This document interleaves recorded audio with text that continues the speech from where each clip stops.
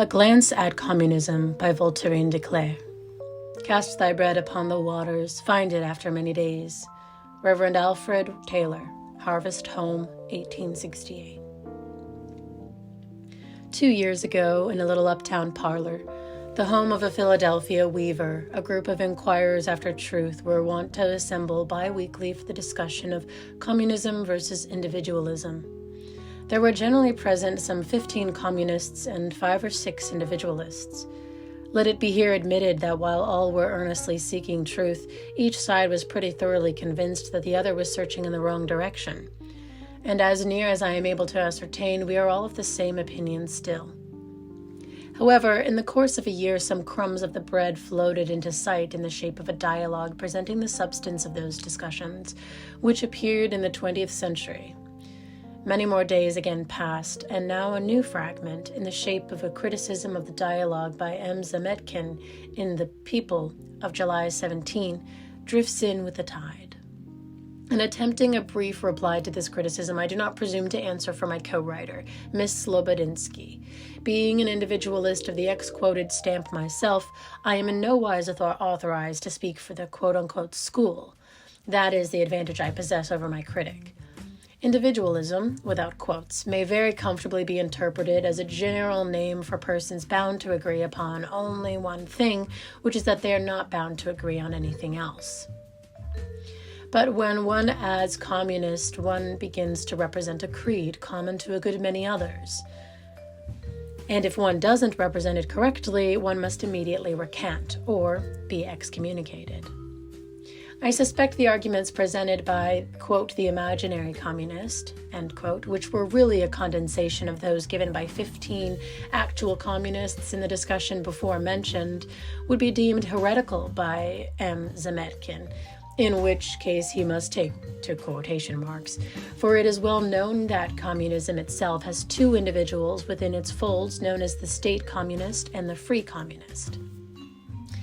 Now, my friends, of whom the imaginary communist was a composite, and who will be much surprised to learn on good communistic authority that they are only straw men, belong to the latter variety, sometimes called anarchist communists. An anarchist communist is a person who is a man first and a communist afterward.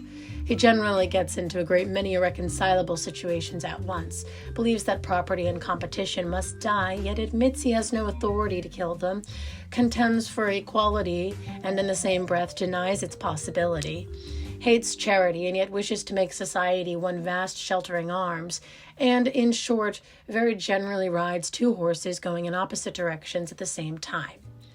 He is not usually amenable to logic, and he has a heart 40 or 50 times too large for 19th century environments, and in my opinion is worth just that many cold logicians who examine society as a naturalist does a beetle, and impale it on their syllogisms in the same manner as the Emperor Domitian impaled flies on a bodkin for his own amusement. Besides, a free communist, when driven into a corner, always holds to freedom first. The state communist, on the other hand, is logical. He believes in authority and says so. He ridicules a freedom for the individual which he believes inimical to the interests of the majority. He cries, quote, down with property and competition, end quote, and means it. For the one he prescribes take it, and for the other suppress it. That is very frank. Now, to the, quote, one point of criticism, viz. The ill adjustment of supply to demand in the case of free competition, resulting in a deficiency once in 1,000 cases and overproduction the rest of the time, either of which is bad economy. Communism, I infer, would create a general supervisory board with branch offices everywhere, which should proceed with a general kind of census-taking regarding the demand for every possible product of manufacture, of agriculture, of lumber, of minerals, for every improvement in education, amusement, or religion. Quote, Madam, about how many balls do your boys lose annually over the neighbor's fence? How many buttons do your little girls tear off their frocks? Sir, how many bottles of beer do you stow away in your cellar weekly for Sunday use? Miss, have you a lover? If so, how often do you write him, and how many sheets of paper do you use for each letter? How many gallons of oil do you use in the parlor lamp when you sit up late? This is not intended as personal, but merely to obtain correct statistics upon which to base next year's output of balls, buttons, beer, paper, oil, etc. Mr. Storekeeper, show me your books, that the government may make sure you sell no more than the prescribed quantity. Mr. Gatekeeper, how many people were admitted to the zoological garden last week? 2,000. At the present ratio of increase, the government will supply a new animal in 6 months. Mr. Preacher, your audiences are decreasing. We must inquire into the matter.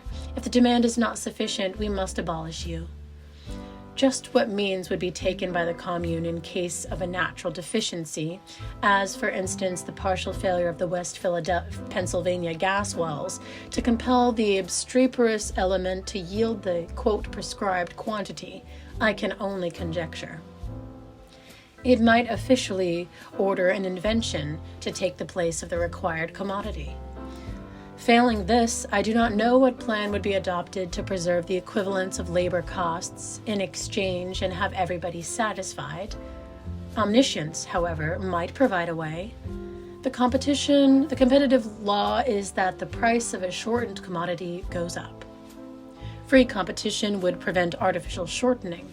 But if nature went into the business, the commodity would certainly exact a premium in exchange until some substitute had diminished the demand for it. Ah, cries communism, injustice. To whom? Quote, the fellows who were robbed in exchange. End quote. And you, what will you do? Exchange labor equivalents to the first comers and let the rest go without?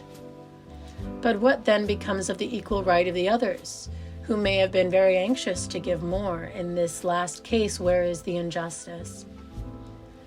As our critic observes, however, deficiency is not the greatest trouble, especially natural deficiency.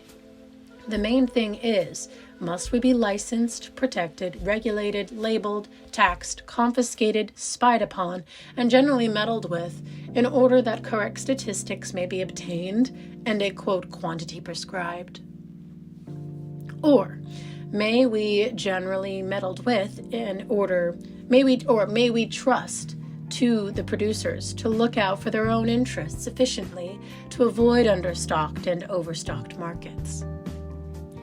Whether we may expect provision and order from those concerned, or be condemned to accept a government bill of fare from those not concerned.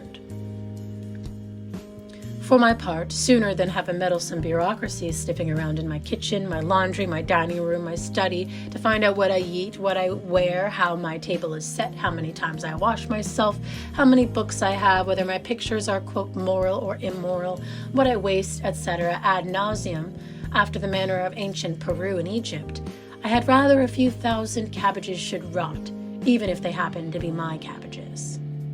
It is possible I might learn something from that.